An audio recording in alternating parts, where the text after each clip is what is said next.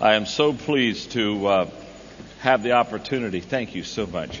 And by the way, I think you've already noticed this, but I think I need to take a moment and make sure that we all understand.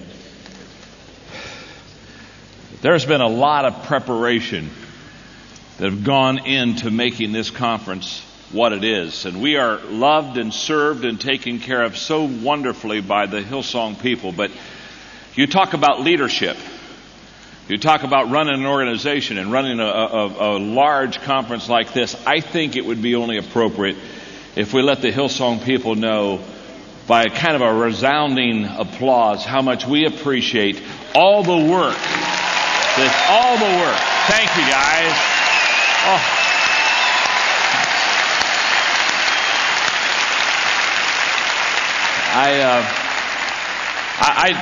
I get back behind the scenes, and I'm just seeing all kinds of people. They're crawling around like ants back there. Absolutely. Having their assignments, talking to each other, communicating, and doing such a fabulous job. I want to teach leadership, but I want to do one thing for the first minute, and then I'm into leadership with you. So get ready. Get your paper ready. Get your pens ready. But before I do that, I'm 58 years old, and when you become 58, you become a philosopher of life. And every one of us in this auditorium have asked ourselves about life. What does it mean, the whole process? Is that not true? I just want to relieve every one of you. I have on this laminated card. And again, it's laminated. I have on this laminated card the explanation of life, and I can read it to you in a minute. And from that point on, you will never wonder about life. On the first day, God created the dog. God said, sit all day by the door of your house and bark at everyone that comes by. And I will give you a lifespan of 20 years. And the dog said, that's too long to be barking. Give me a 10-year lifespan and I'll give you back the other 10. And God agreed. On the second day, God created the monkey, and God said, entertain people, do monkey tricks, make them laugh. I'll give you a 20-year lifespan. And the monkey said, how boring. Monkey tricks for 20 years? I don't think so. The dog gave you back 10, so that's what I'll do too, okay? And God agreed. On the third day, God created the cow. God said, you must go to the field with the farmer all day long and suffer under the sun, have calves, and give milk to support the farmer. I'll give you a lifespan of 60 years. And the cow said, that's kind of a tough life. You want me to live for 60 years. Let me have 20 and I'll give you back 40. And God agreed. On the fourth day, God created man. God said, eat, sleep, play, marry, enjoy your life. I'll give you 20 years. Man said, what? Only 20 years? I'll tell you what. I'll take my 20, add the 40 the cow gave you back, the 10 the monkey gave you back, the 10 the dog gave you back. That makes 80. Okay, God said, you've got a deal. So that is why in the first 20 years of our lives, we eat, sleep, play, and enjoy ourselves. For the next 40 years, we slave in the sun to support our family. For the next 10 years, we do monkey tricks to entertain the grandchildren. And the last 10 years, we sit on the front porch and bark at everyone that goes by.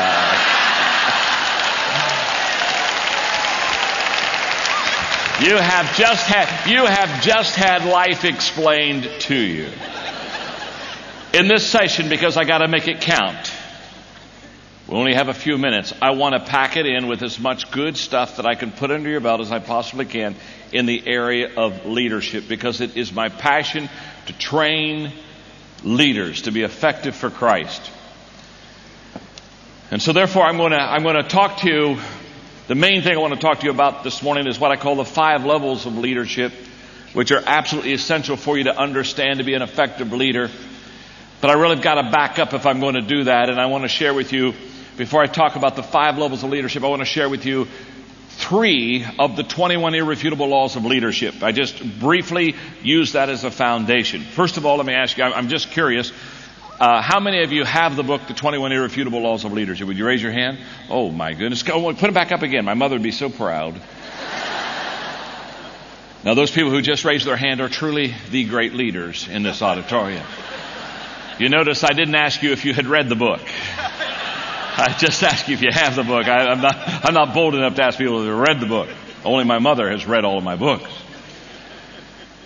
But of the three laws that I want to talk to you about briefly that set up exactly what I want to share with you today, the first law is the law of the lid, L-I-D. And the law of the lid just very simply says, leadership determines our level of effectiveness.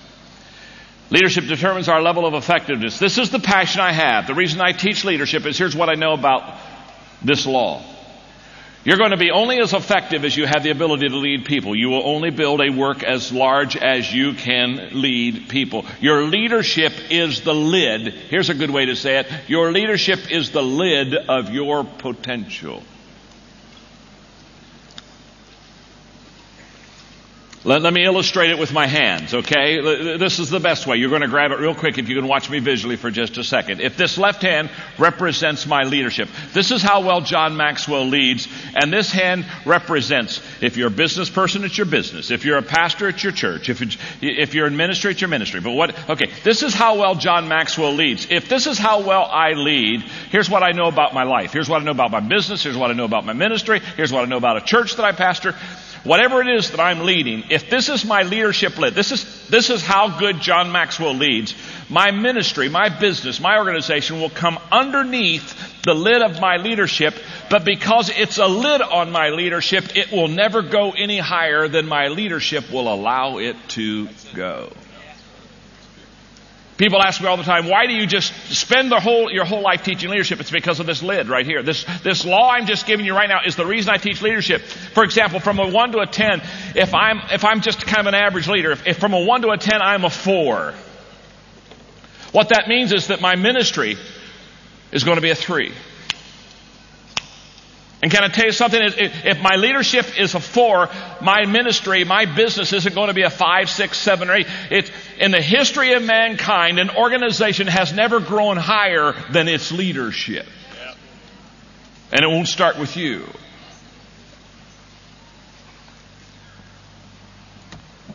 So what do? I run all around the world teaching people how to lead. I am known as a lid lifter. In other words, I will help you wherever your lid is, whatever your leadership level is, I can help you advance it. For example, let's say you are a 4, so your leadership is, your business is a 3 or your ministry is a 3. This is very simple. But what happens if you learn how to lead? What happens if all of a sudden you say, I'm going to learn how to lead? What happens if you can go from a 4 as a leader to a 5, to a 6, to a 7? What happens to your ministry? Goes from a 3 to a 4 to a 5 to a 6. In fact, let me tell you something. Your business, your ministry, your church will always follow your leadership. Everything rises and falls on leadership. I learned this truth. I was mentored by a guy named Don Stevenson in the States who was the president.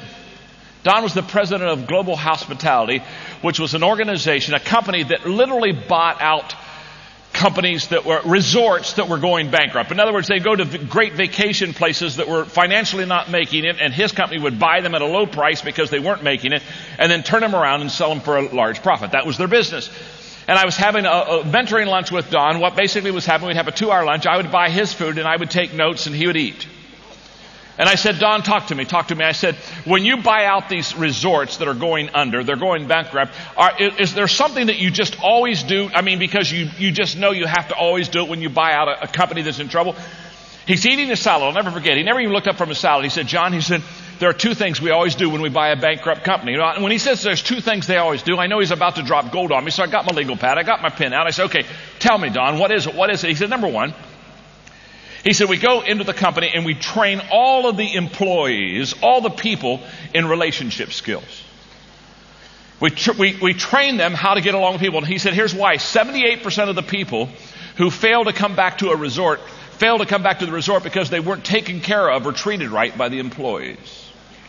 So we teach people how to remember names, and we teach people how to serve and be kind and do all the things that are very, very important. He said, that's the first thing we do. Now, I've got my legal pad out, and so I at that time I was still pastoring in San Diego, and so I'm writing down, John, go back to your congregation and go to your ushers, go to your key people, and teach them people skills. Teach them people skills. Okay, I got that one. I said, Don, what's the second thing that you always do when you take over a company? He said, we fire the president. And I didn't write that one down. And I said, what do you mean you fire the president? I said, these are things you always do. And he said, yes. He said, we always fire the president. He said, whenever we buy a company that's going bankrupt, he said, we always fire the president. And I said, you always fire the president? Yeah, I said, he still eats out. We always fire the president. I said, I mean, don't you ever just like go sit down in his office and light a fire in the fireplace, do a little kumbaya? And now he's disgusted at me. He lays his fork down and looks at me and says, John, listen to me very carefully. I don't go to the president's office. I don't even meet the president. In fact, the presidents I fire, I don't even meet. Don't want to meet him. Don't have any desire to keep him. In fact, he said, when we take over the company, the condition that we take over the company is the president has to go. In fact, we send him a severance, send him a letter, tell him to clear his desk at the end of the day. It's over. We fire every president of every bankrupt company we buy. And then he looked at me and said, John, if the president was good, the company wouldn't be going under. Fire the president. What was he saying to me? Everything rises and falls on leadership. Now, I'm grateful for what God's doing for Hillsong. I'm grateful for what God's doing through this whole movement. But can I tell you something? Impossible without good leadership.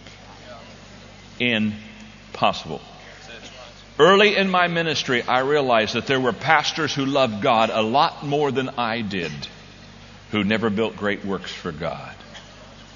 So if you're building a big work, first of all, don't get on a spiritual kick like somehow you're really a godly person. You got a great work, and compare growth with godliness. I know people have grown some pretty big works and they're scoundrels. So don't kind of think you're spiritual, but here's what I want you to know. Everything rises and falls on leadership. Would you say it with me? Everything rises and falls on leadership. Look at your neighbor and tell him, everything rises and falls on leadership. Now that you've said that, look back at him and say, if that's true, you better take some good notes right here. Okay. The second law that I've got to talk to you, and I'm so sorry, I know I'm pushing you, but I have to push you. There's no other way to get the material. I've got much more material than we've got time. So here's the way this works. I'll just kind of, if it's okay, we got to keep moving. The second law I want to talk to you about briefly is the law of process. The law of process says leaders develop daily, not in a day. In other words, the law of process says it takes time to be a good leader. It takes time to understand leadership. It takes time. You just don't become a leader quickly. There's no such thing like a shortcut to leadership or a quick fix. In fact, when I wrote the 21 Irrefutable Laws of Leadership for 2 years, as that book made both Christian and secular bestseller lists, for 2 years I just traveled the country, and all I did was lecture on the 21 Laws of Leadership. I'm lecturing in one city on the 21 Laws of Leadership, and I'm signing books during a break. And a kid who's just got his MBA gives me a book, and I'm starting to sign. He said, John, this 21 Laws, he said, this is good. He said, and I love this phrase. He said, I'm just graduating with my MBA, and he said, I don't have much time. I thought, dear God, he needs a lesson on perspective. He said, I don't have much time. So he said, we got to get this down to the bottom line. He said, I know, 21 laws. He said, I know, I got you. He said, what's the one thing I need to know to be a great leader? And I thought, oh, this kid's got so much passion and so much energy. And so I sucked up all the air I could and got some passion myself and put up my index finger. I said, the one thing you need to know to be a great leader is that there is more than one thing you need to know to be a great leader. In fact, I said there are 21 things you need to know. Sit down and shut up and take notes. It's a process. Start today. You can make the decision today to be a leader. Many of you, my goodness, my heart was touched. I couldn't sleep last night. I just kept rolling around in bed thanking God for the thousands of people that are standing asking for a leadership gift and saying, God, I want to be a great leader. I just kept praying for you all throughout the whole night and kept saying, God, anoint them, cover them, bless them, give them the spiritual gift of leadership. Do an incredible work in their life. You see, you made that decision. Some of you made that decision. Some of you were anointed with God last night to become a leader. But can I tell you something? That's the beginning. It's not the end. It's a process. And you keep on learning. They've asked me at the age of 60, I'll be that 2 years, to write kind of my book on leadership.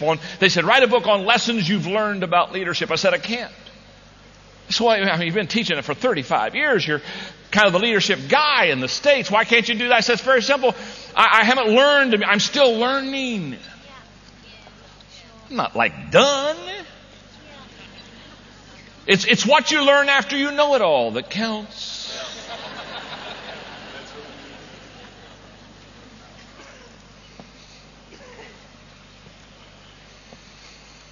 It's a process. It takes time.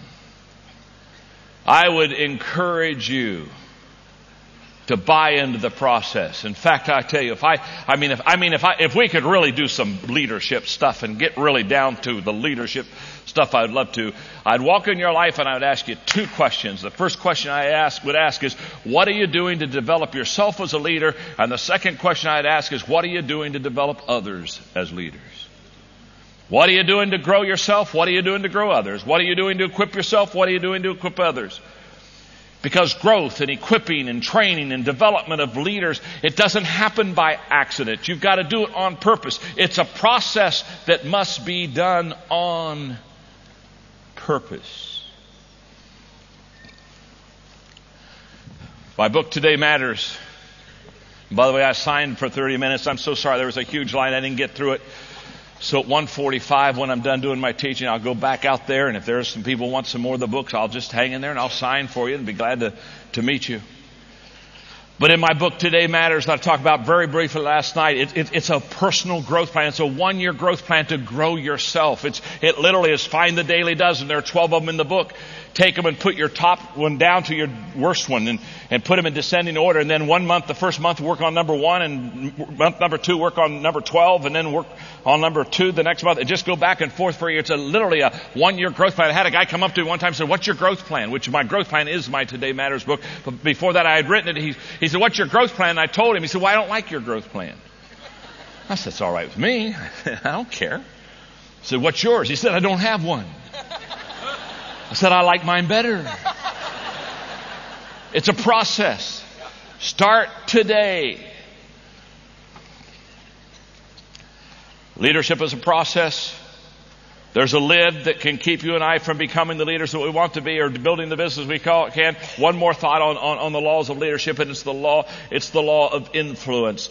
And the law of influence says leadership is influence, nothing more, nothing less. I touched on it briefly last night, but we've got to start right there, and I just got to level with you.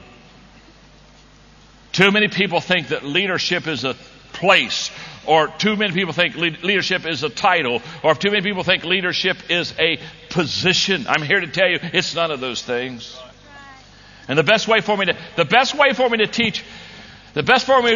teach process and influence is to get to the heart of the lesson now. And I want to share with you what I call the 5 levels of influence, or the 5 levels of leadership that must take place in your life. We're going to start at the lowest level. We're going to start at the bottom level. If I had a kind of an overhead, it would literally be like stair steps. And step 1 would be the first level, and then step 2, step 3, step 4, step 5. You may want to do that on your pad of paper. It's okay with me. But let me start with you on the first level, and let me kind of walk you through those 5 for the time that I've got left, and see if we can't really learn some stuff that will help you be effective in your calling and ministry that God has for you. Level number 1, the lowest level. It's the beginning level. It's where we all start. I started there. You start there. Everybody here starts there. Doesn't matter what country you're from. Doesn't matter what your culture is. Everybody starts at level number 1. The lowest level of leadership, the lowest level of influence, is what I call the position level. It's level number 1. It's the lowest level. The position level. The key word at the position level is rights. R-I-G-H-T-S. When you have a position, when you are given a position, you have certain rights. In fact, beside that word rights, let me give you the key phrase. People follow you because they have to. At level number 1, you have a job, you have a position, you have a title. And people follow you, and they follow me because they have to. You all know what that's like. Haven't you all worked for somebody that was over you? How many of you ever worked for somebody that was the boss? Huh? You know what I'm talking about, huh? And let me ask you this question. How many of you had a boss that wasn't a good leader, huh? How many of you grumbled all the time you worked for him, huh? How many of you no longer work for him because he was a lousy leader? Huh? Okay. See, people don't leave companies. People don't leave churches. They leave leaders.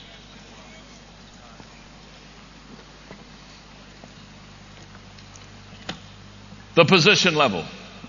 People follow you because they have to. Now, there's nothing wrong with this level as long as you realize it's the beginning level.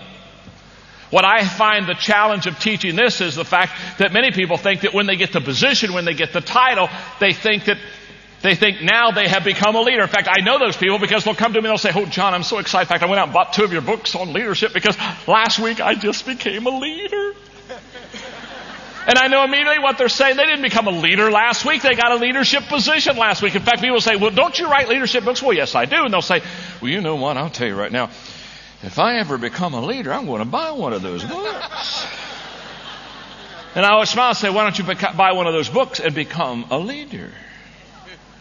If you could imagine in the States 3 years ago, when America became involved in Iraq in the war, and West Point called me because they used 2 of my leadership books in their leadership curriculum for their cadets.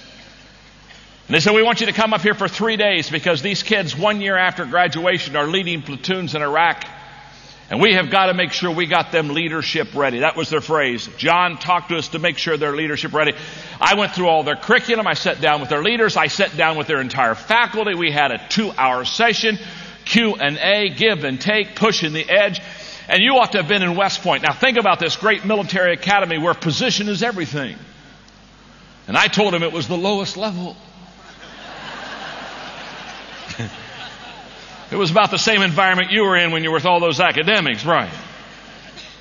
We had the most invigorating conversations. I talked to them. "Oh, you may have stripes on your shoulders. They may be saluting you, but the greatest of leaders get beyond leading people because they have to." That's why I have always said that if you can build a great church for God, you are a fabulous leader because that's a volunteer organization. When people come to your church, they don't have to. In fact, I own 3 businesses, and it's nothing to build a business. Good Lord, that's the simplest thing in the world. And I tell business guys, when I'm in a corporate community, I tell them all the time, "You ought to go be a pastor for 5 years. Make CEOs very nervous when I talk like this. I said, "You need to lead somebody that doesn't have to follow you." I said, every other week you get paychecks. No wonder they show up. Shoot, you pastor a church, you bring them in and say, "Give me your money."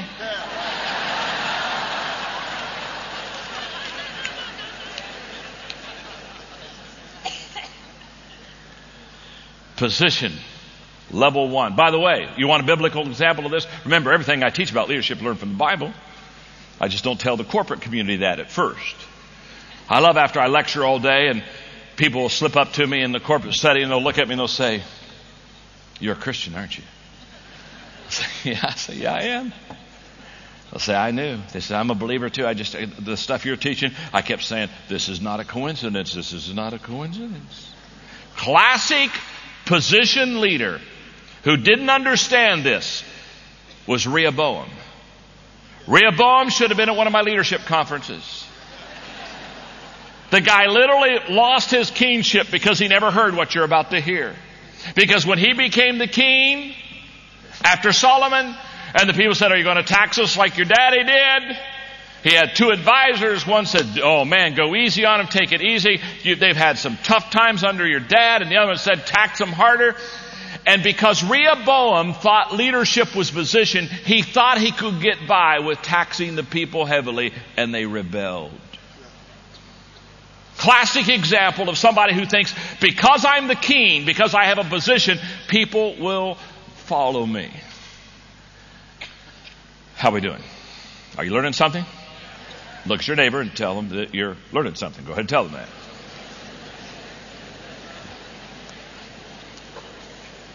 Look right back at your neighbor and tell them they're only on level 1, so they got a lot of learning yet to do.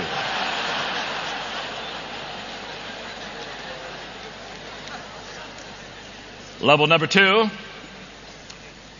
second level of leadership, is the permission level, the permission level. And at level number 2, the key word is relationships. Relationships. At level number 2, people follow you because they want to. Notice the difference already between 1 and 2. At level number 1, people follow you because they have to. They don't have any choice. You're the boss. You're the person over them. Okay, I report for work. Yeah, I'm following you. But by the way, on level number 1, when people just follow you because they have to, they will never give you their best. They'll just give you enough not to be fired. Their whole thing at level number 1 is, how little do I have to do to keep my job?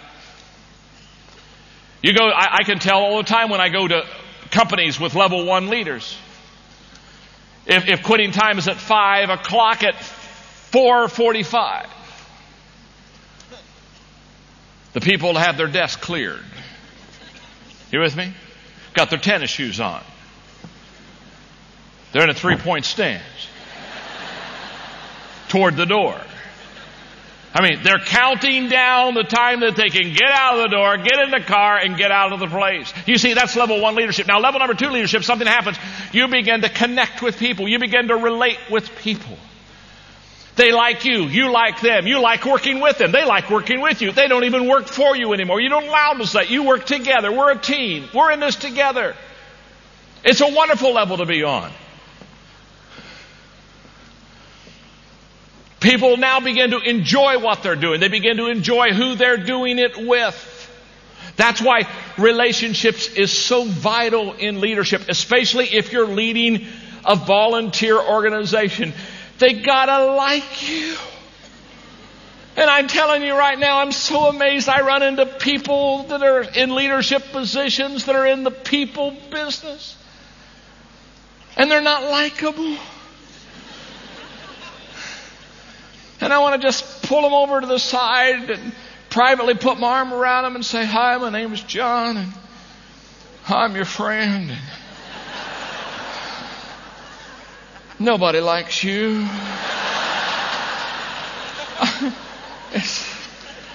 It is so hard. My latest book is a book that's on relationships called Winning with People, and I just did a book tour throughout the states on winning with people, and I was going to California, and the Sacramento Bee newspaper, the editor called me and said, you're coming to Sacramento, and I understand you're going to speak to about 800 pastors in this area on your newest book on relationships. And I said, yes. And he said, I'm very surprised that you would be speaking to pastors on relationships. I started laughing on the phone. I said, you haven't been to church for a while, have you? And the good news is you're going to heaven. The bad news is not soon enough.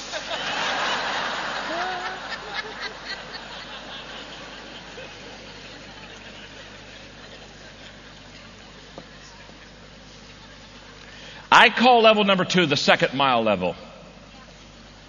It's at level number 2 that people put forth the extra effort. They go the second mile. By the way, I encourage you to be a second mile person. There's no traffic the second mile.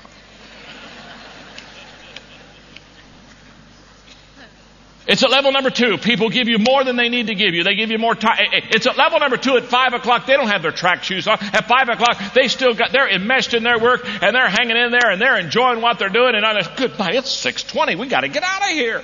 What made the change? The change was very simple. You become a level 2 leader. People now like you, and you like them, and it's fun doing it together. By the way, biblical example, Nehemiah. Nehemiah was a level 2 leader. In fact, I love it when he talked to the people in chapter 2, verse 17 and 18. And here's what he said. I'm just reading it to you quickly. I said unto them, you know full well the tragedy of our city. It lies in ruins. The gates are burned. Let us rebuild the wall of Jerusalem and rid ourselves of this disgrace. But now he's going to connect with them. You see, it's one thing to cast the vision. He said, look around here. The walls are down. It's a disgrace. I mean, aren't you hanging your head? This is ridiculous. It's repulsive to our pride.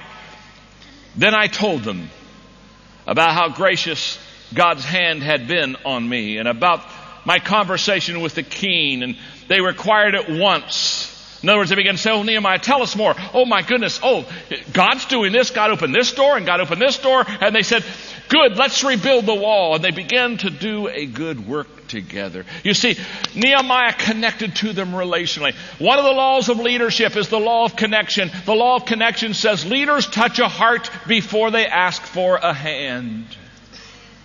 Oh, my goodness.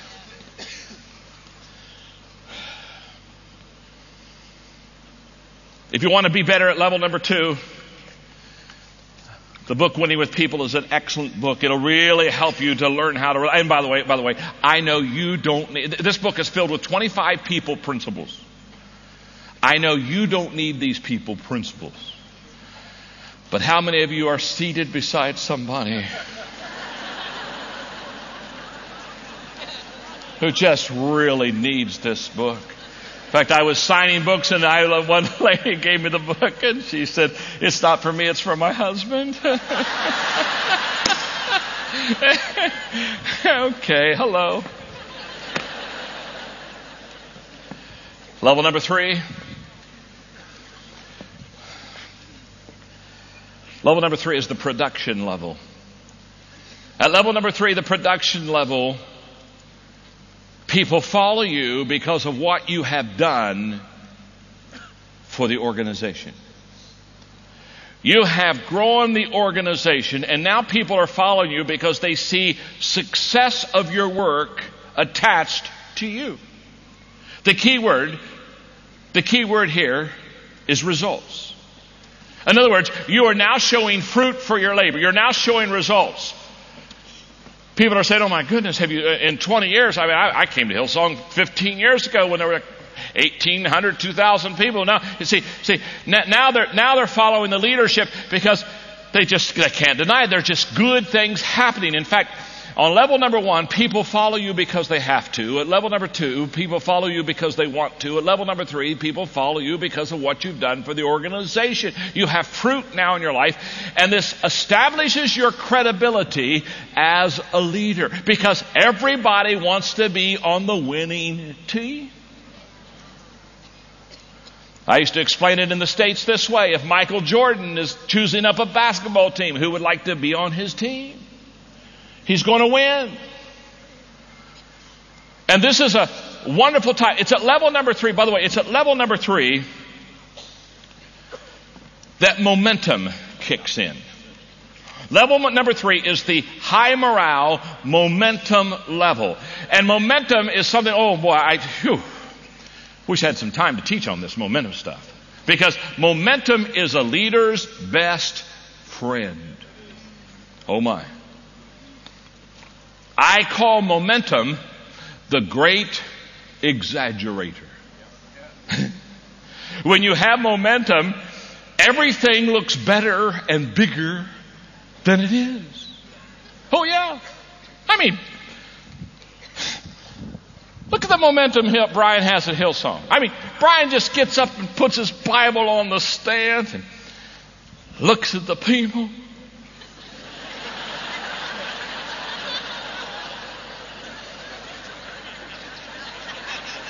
And the people, they're in the seats and they're going,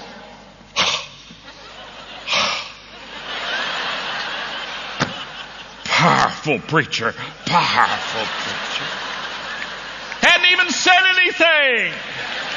What's happening? He's got the big mo going for you, huh? And when you got the big mo going for you, everybody thinks you're better than you are. How many of you could use a little momentum in your life? It's the great exaggerator. Can I tell you something? When you've got it going for you, it exaggerates in the positive. And when you got it going against you, it exaggerates in the negative. Oh yeah. Haven't there been times you just wanted to stand up and say, folks, I know I'm bad, but I'm not this bad. It's either going to take you to the top or it's going to bring you down. And by the way, leaders understand the value of momentum. Managers never understand the value of momentum. A train going 50 miles an hour on a railroad track. This train's just chugging along, going down the railroad track. If there's a 5-foot thick concrete wall that's steel and reinforced in front of that train will smash through that wall and just keep on going because it has momentum. You know, the engineer looks at his buddy and says, did we hit something back there? They just smashed a 5-foot thick concrete steel reinforced wall. Why? How could they do it? How could they do it so quick? How could they do it so apparently easy? Because they've got momentum. Momentum is what knocked the problem out of the way. By the way, when you lack momentum, that same train, without any momentum, without any movement, if you put a 1-inch block in front of its driving wheel, it can't even get started. A 1-inch problem can keep you from getting off the ground when you lack momentum. And a 5-foot thick concrete steel reinforced wall can't stop you if you've got it.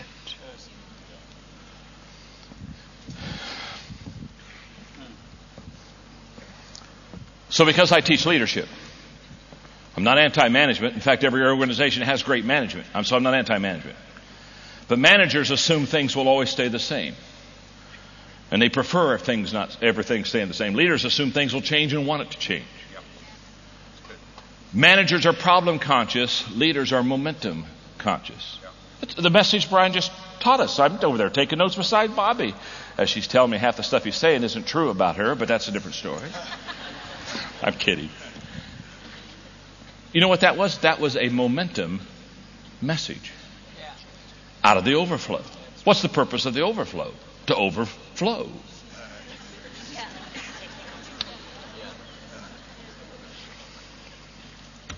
Managers, they focus on problems. Leaders focus on creating overflow.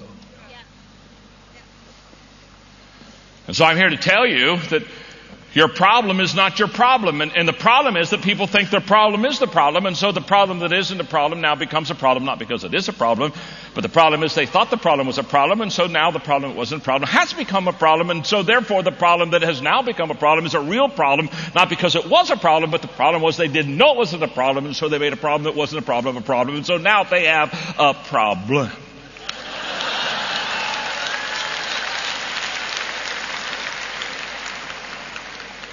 Some melancholy back there says, John, could you repeat that one more time?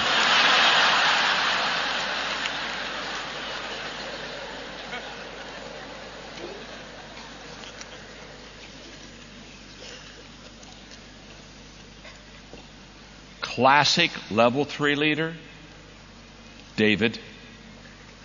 Oh my goodness. You talk about a level 3 leader.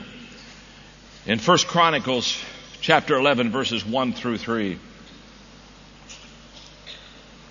Then all of Israel went to David at Hebron and told him, we are members of your family. For a long time, even while Saul was our king. Oh my goodness, catch this phrase. For a long time, even while Saul was our king, our position leader, you really led Israel. And the Lord God has told you, you will be the shepherd of the people of Israel. You will be their leader. There at Hebron, David made a covenant with the leaders of Israel before the Lord, and they anointed him king of Israel, just as the Lord had promised through Samuel. You see, now what happened? You see, David understood the 21 laws of leadership, and he understood the law of victory. And the law of victory, it's a momentum law. The law of victory just simply says that leaders find a way for the team to win. And every time David led something, they won. In fact, the number 1 hit song in Israel back then, they were playing it all the time, all over the radio. As Saul has led and slain his thousands, and David his tens of thousands. He was a production leader. Results are the key. People follow you because of what you've done for the organization. But okay, I have pushed you, I know, way too fast. I'm sorry for that, but I had to get to level 4. Because my passion is to, in my writing and in my teaching, to get everybody on level 4. If I can get you to level 4, and by the way, it's a process. Remember this. It's a process. Don't walk out here. Don't go back and get my books and walk out of this conference walking out and say, I are a leader. No, you're just a person who has less money now than you had before you bought the books. Here's a thought if you do get them. Here's a thought. Read them. Don't you love people that buy books and they don't read them? It's kind of like you just, every once in a while, winning with people. Woo, yeah. This is working. I'm happy. I was at a pastor's office and he had to go out for about a 5-minute break, and in his office he had he had a whole bookshelf filled with my books, and I thought, I'm going to surprise him. I got 5 minutes, 8 minutes to kill. I'm just going to pull the books off and I'm going to sign them to him while he's out, put them back up there, and next time he pulls one out, it's, John signed this. So I pulled the first one out and I thought, boy, this book feels like it's never been opened. I looked at it and it hadn't been opened. So I got my pen out and put his name on it, and I just wrote, "Please read me."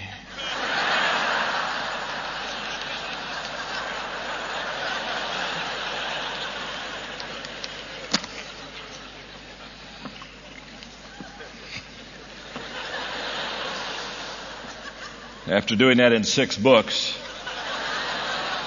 I decided not to leave the rest of them where they were. Level 4 is the people development level. And at level number 4, people follow you and people follow me because of what we have done for them. Oh my goodness. Level number 4 is when we have spent time mentoring, caring, pouring our life into people, developing them, and now they're following us not only because of what we've done for the organization, not only because they like us, not only because we have a title or position, they're following us because their life has been changed because we have invested in them. And this is where, by the way, level number 4 is where all reproduction happens. When you get to level number 4, you leave addition. You talk about overflow. When you get to level number 4, you're no longer adding in your church. You're no longer adding dollars to your business. You're no longer adding customers to your organization. When you get to level number 4, you are reproducing. You are multiplying. Because now you are going through people. You are teaching people, mentoring people, training people who are turning around and teaching people and mentoring people and reproducing. I know of what I talk about today because for 25 years I've been committed to developing leaders, and I know how to develop leaders.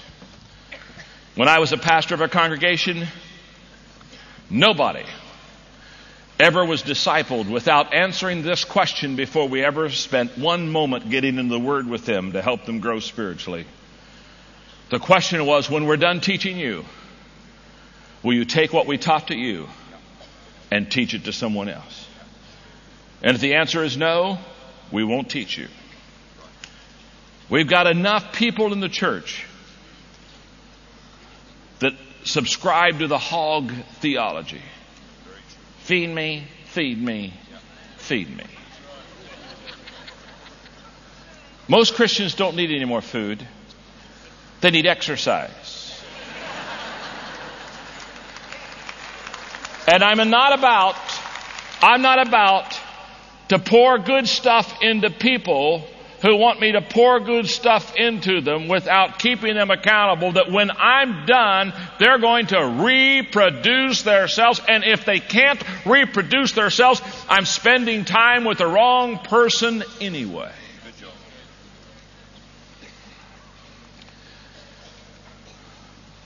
For the last 4 years, we've had a mission in a period of 7 years to equip and train 1 million leaders internationally.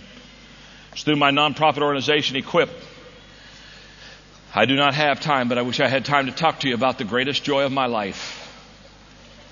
We started in Asia 3 years ago with a handful of people, and we said we'll come back every 6 months. And when we come every 6 months to you, we'll sit down with a workbook, and for 2 days we'll teach you biblical leadership. Every leadership lesson is thoroughly laced with Scripture. We will teach you biblical leadership so that you can be a strong Christian leader.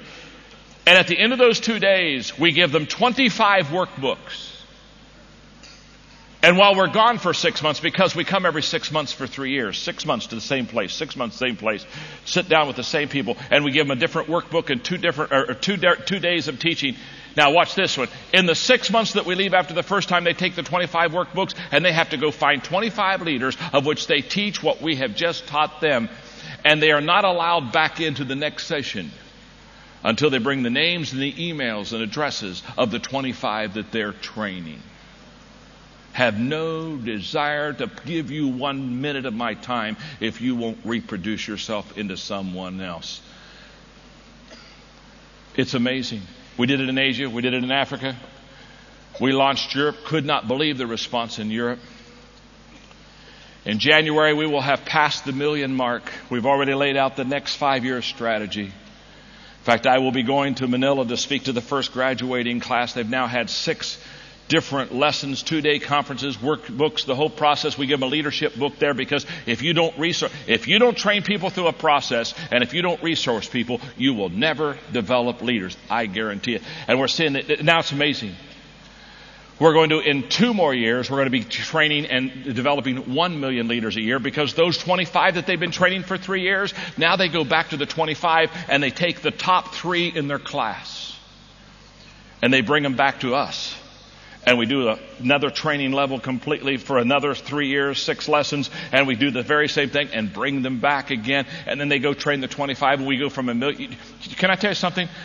You can train 50 million Christians that way, but the first 1 million is the hardest, because you got to teach them. They've got to reproduce themselves on the front end. Now, it's at level 4. It's at level 4 that loyalty kicks in. It's at level 4. I'm telling you, the people, if you've poured your life into people, they'll say, I want to tell you something. Before Bobby got a hold of me, I'm here to tell you, I wasn't an effective Christian, but she has discipled me and mentored me, and now look at me, and I'm a better spouse, and I'm a better mother, and whole process. Where does loyalty kick? Loyalty kicks in when you have helped somebody turn their life around. They're forever yours. A classic level 4 leader is the Apostle Paul. I love when he went to Thessalonica and he was writing to them about the fact that how he had acted a certain way when he was there. But he said, what we have taught others has been taught to them. And so when I came to you again, he said, you had already reproduced yourself. In other words, Paul said, man, I'm telling you, I'm coming back to this area and I'm just finding all kind of Christians that weren't here when I was here. What happened? He had poured his life into people, the Timothys of life, the Tituses of life. He had poured his life into others, and now the reproduction had begun. It is my prayer that every one of us will become level 4 leaders. Now, level 5, well, you don't need to worry about level 5. I'll give it to you, because the melancholies won't be able to sleep if I don't. So for the sake of their health and well-being, I'll give you level 5, but really, honest to God, you don't need to even know it, because can I tell you something? If you do the first 4 levels correctly, one day, the people will put you on level 5. Let's review. Level 1 is the position level. People follow you because they have to. Level 2 is the permission level. People follow you because they want to. Level 3 is the production level. People follow you because of what you've done for the organization. Level 4 is the people development level. People follow you there because of what you have done for them. And level 5 is the personhood level. The key word there is respect. And at level number 5, people follow you because you have helped so many for so long that you have truly in their eyes become bigger than life. Level number 1 is given to you when you get a job by your employer. Level 5 is given to you by the people that you lead. It's a wonderful level to be on. I would wish it for all of us. Now, I have 4 minutes. If I had 40, I would look at those 5 levels, and I would take you through some exercises. One of the exercises I would take you through is this one. Of the 5 levels of leadership, which level are you on? Oh my goodness. Are you on level 1? Are you on level 2? Are you on level 3? Are you on level 4? Are you on level 5? Now, when you really do in-depth study of that, you know what the first thing you're going to discover?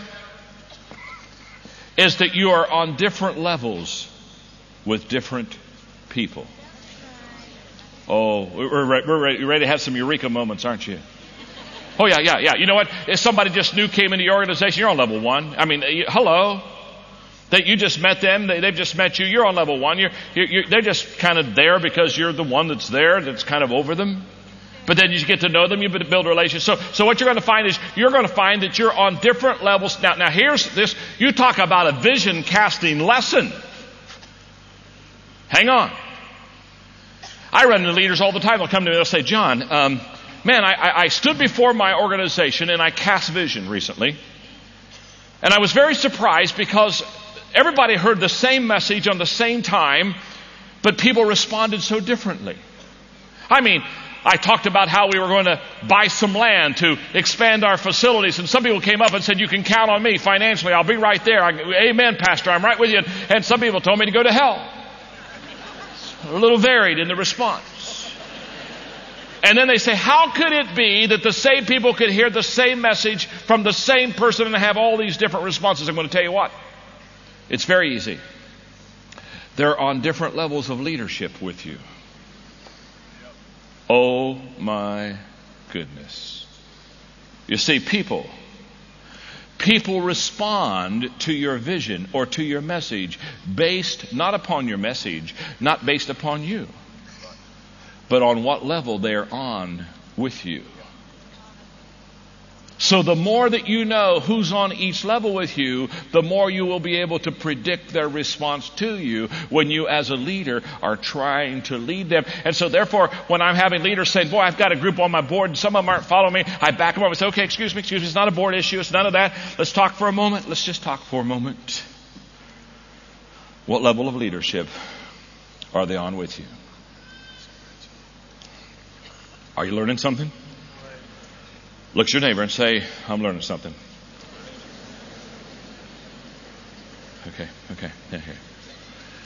Okay.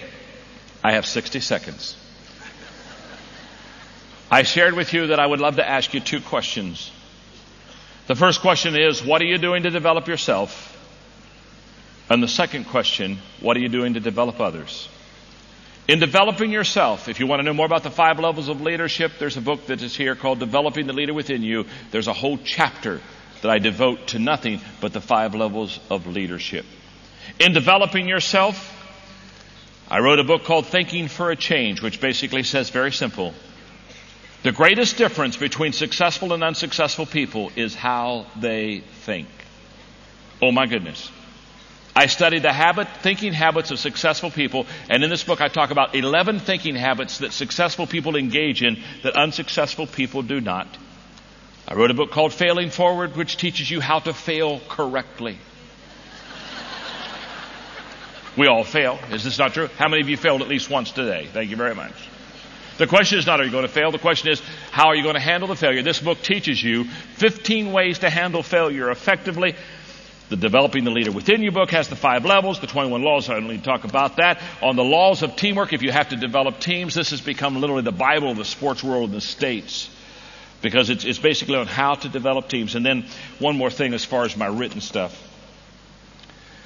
and that is 4 years ago, 4 years ago it came out. Thomas Nelson asked me to write to take everything I'd ever taught in the Bible on leadership and put it in a leadership Bible.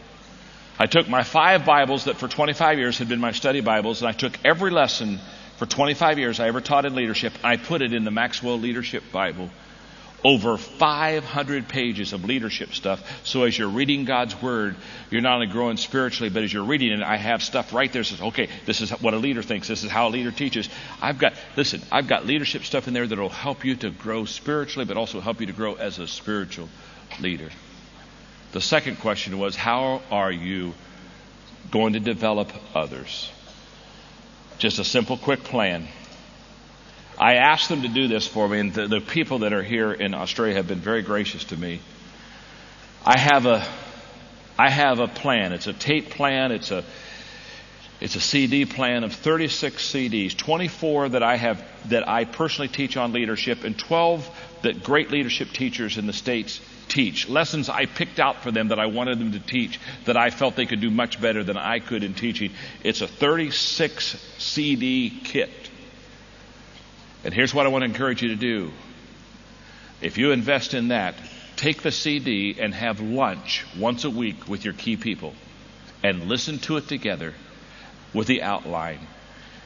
Every week for 36 weeks, grow together. And I'm going to promise you something. When you begin to grow together like this, you'll learn together. You'll begin to develop leaders. And it'll be amazing what begins to happen, not only to you, but the people that you're leading. I close with this. In Europe, there were some American tourists who were going through a very small village. It was a beautiful village. They became quite nostalgic and kind of carried away with the atmosphere and the environment. They saw this old man sitting on a bench, and one of the tourists went over and sat down by the old man and said, "Have you lived here long?" He said, "I've lived here all my life." And he said, "Oh, good, I want to talk to you. I got a question to ask. We've just enjoyed the village so much. Have any great men been born in this village?" The old man on the bench said, "Nope, only babies."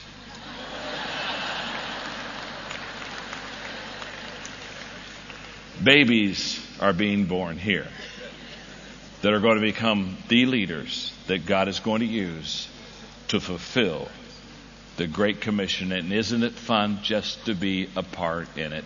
Thank you very much.